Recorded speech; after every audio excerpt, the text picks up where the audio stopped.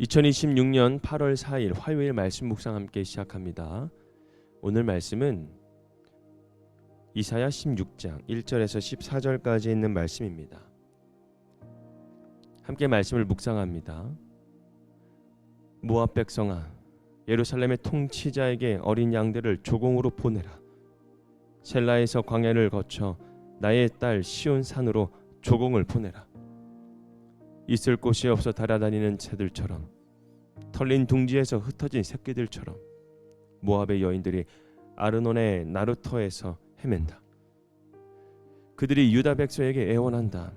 우리가 어떻게 해야 할지 말하여 주십시오. 우리를 위하여 중재하여 주십시오. 뜨거운 대낮에 시원한 그늘을 들이우는 나무처럼 우리가 그대의 그늘에서 쉴 수 있도록 보호하여 주십시오. 우리는 피난민입니다. 아무도 우리를 해치지 못할 곳에 우리를 숨겨 주십시오.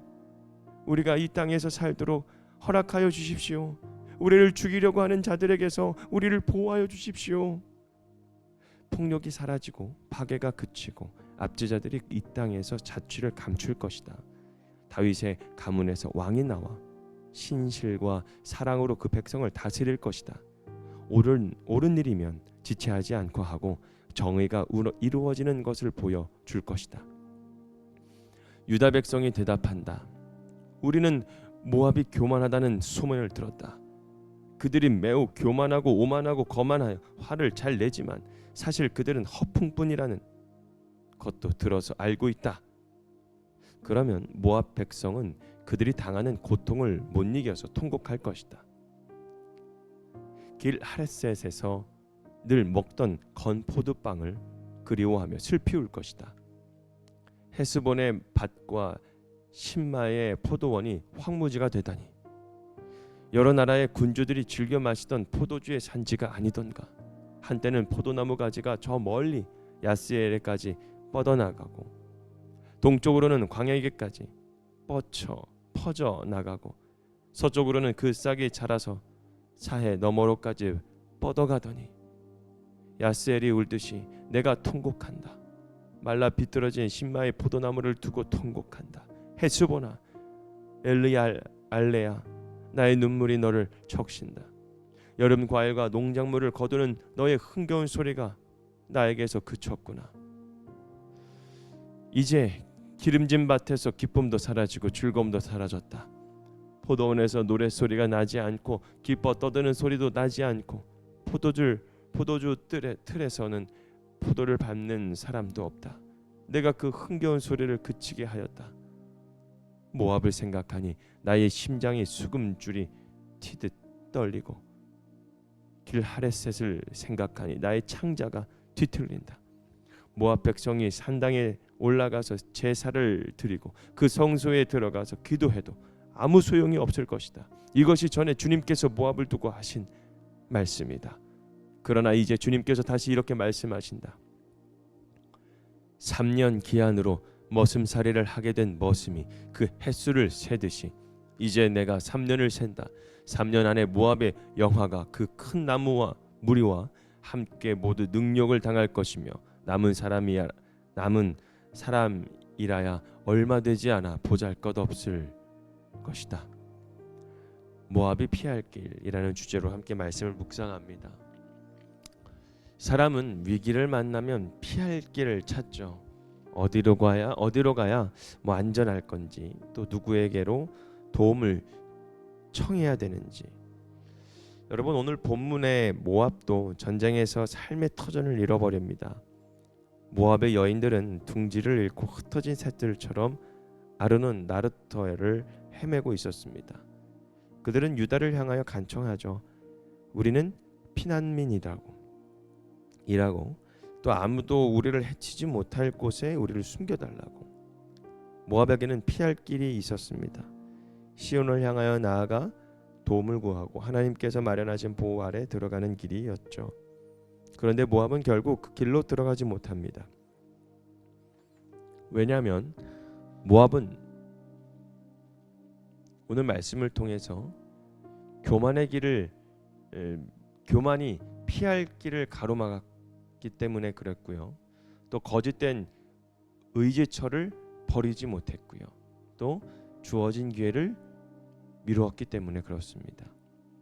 그렇다면 오늘 말씀 가운데 모압은 왜 피할 길을 눈앞에 두고도 왜 구원하지 못했을지 방금 말씀드린 이 세 가지를 통해서 함께 말씀을 묵상했으면 좋겠습니다. 먼저 교만이 피할 길을 가로막았기 때문에, 여러분 6절의 말씀을 보면 모압에 대해서 이렇게 말합니다. 그들은 매우 교만하다고, 그리고 오만하고 거만하여서 화를 잘 낸다고, 그리고 그들은 사실 허풍뿐이라는 것도 알고 있다 라고 고백합니다. 여러분 모압의 가장 큰 문제는 군사력이 부족한 것이 아니었어요. 포도원이 황폐해진 것도 아니었고 성읍이 무너진 것도 근본적인 문제는 아니었어요. 그런데 모압의 진짜 문제는 뭐냐면 교만이었습니다. 그들은 도움을 구하면서도 다 자신을 낮추지 않았습니다. 위기를 만났지만 자신들이 붙들고 있던 자랑과 허세를 내려놓지 못했다라는 겁니다. 여러분 교만은 하나님 앞에 무릎을 꿇지 못하게 합니다. 도움을 구하면서도 내 생각을 고집하게 되고 살 길을 보여주셔도 그 길로 들어가지 못하게 되는 거죠. 우리도 마찬가지입니다. 삶이 어려워질 때 여러분 우리가 환경이 먼저 바뀐다라고 생각을 합니다. 그죠? 그런데 하나님께서는 때로 환경보다 무엇의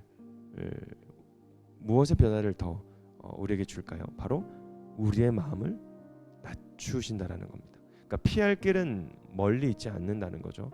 하나님 앞에서 나의 고집과 자랑을 내려놓는 데서부터 시작이 되는 것입니다. 그리고 두 번째로 거짓된 의지처를 버리지 못했다라고 했는데, 여러분 모압은 재난을 당하자 산당에 올라가 제사를 드리고 성소에 들어가 기도합니다. 근데 12절의 말씀 보면 모압 백성이 산당에 올라가서 제사를 드리고 그 성소에 들어가서 기도해도 아무 소용이 없을 것이다 라고 고백합니다. 여러분 기도를 했지만 아무 소용이 없는 것입니다. 그들이 찾는 대상이 살아계신 하나님이 아니었기 때문에 그렇습니다. 모압은 위기를 벗어나고 싶었지만 자신들이 의지하던 우상은 버리지 않았어요. 도움을 원했지만 참된 하나님께 돌아오지 않았습니다. 여러분 우리도 어려움을 만나면 여러 가지 의지합니다. 사람의 힘과 돈, 경험, 인맥, 그리고 나의 능력이 문제를 해결해 줄 거라고 생각합니다. 근데 하나님께서는 사람과 물질을 사용하기도 합니다. 그런데 그것이 하나님을 대신할 수 없습니다. 분명한 뜻 앞에서 기도만 하고 순종하지 않는 것은 아닌지 한번 되돌아봐야 되겠죠. 하나님의 도움은 구하면서도 여전히 내가 붙잡고 있는 것을 내려놓지 않는다면 우리는 모압과 같은 자리에 머물 수 있습니다. 여러분 주어진 기회를 미루었기 때문이다 라고 하는데, 하나님께서 모압에게 피할 길만 보여준 것이 아니라 기한도 정해주셨습니다. 14절에서 하나님께서는 말씀하십니다. 이제 내가 3년을 샌다고. 3년 안에 모압의 영화가 그 큰 무리와 함께 모두 능력을 당할 것이다 라고요. 하나님의 심판은 막연한 경고가 아니었습니다. 분명한 때에 정해져 있었습니다. 그러므로 모압은 더 이상 결정을 미룰 수가 없었죠. 교만은 내려놓고 하나님께로 돌아와야 했습니다. 그러나 결국 모압은 끝까지 돌이키고 싶지 않았어요. 결국 그들이 자랑하던 풍요와 영화는 사라지고 남은 사람도 얼마 되지 않게 되었습니다. 하나님께서 기회를 주실 때 응답해야 합니다. 조금 더 있다가 돌이키겠습니다. 상황이 좋아지면 순종하겠습니다. 내 마음이 좀 준비가 되면 시작하겠습니다. 여러분 이렇게 미루는 동안 우리들 마음은 어떻게 될까요? 더 굳어지게 됩니다. 그래서 오늘 하나님께서 말씀하신다면 오늘 순종해야 합니다. 오늘 내려놔야 할 교만이 있다면 오늘 내려놔야 됩니다. 여러분 어떻게 하시겠습니까? 진정한 피난처이신 주님께로 우리가 걸어가게 된다면, 오늘 말씀드린 이 모압이 들어가지 못한 그 이유에 혹시 우리가 그 이유처럼 살아가고 있지는 않은지 한번 되돌아보는 것입니다. 모압의 멸망을 보는 이 이사야의 마음은 차갑지 않았어요. 이사야는 모압의 포도원이 황폐해진 것을 보면서 함께 울었다고 했습니다. 11절에서 그는 모압을 생각할 때 심장이 수금줄이 터지듯 떨리고 창자가 뒤틀리는 것 같다라고 말합니다.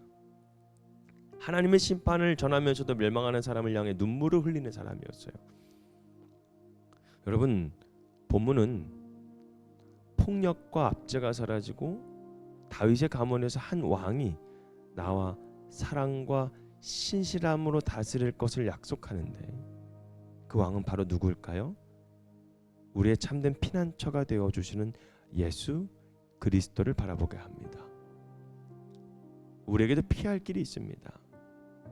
더 강한 사람에게 피할 길이 아닙니다. 더 많은 것을 쌓아두는 길도 아닙니다. 교만을 내려놓고 거짓된 의지처를 버리고 오직 주님 품으로 들어가는 것입니다. 여러분, 주님은 우리를 내쫓지 않으세요. 돌아오는 사람을 아주 큰 사랑으로 품어주시는 분입니다. 오늘 주님께서 열어두시는 그 은혜의 길을 지나치지 마십시오.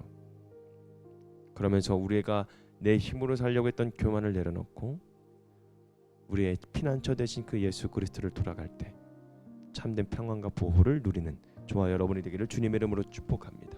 오늘 말씀 묵상 마치겠습니다.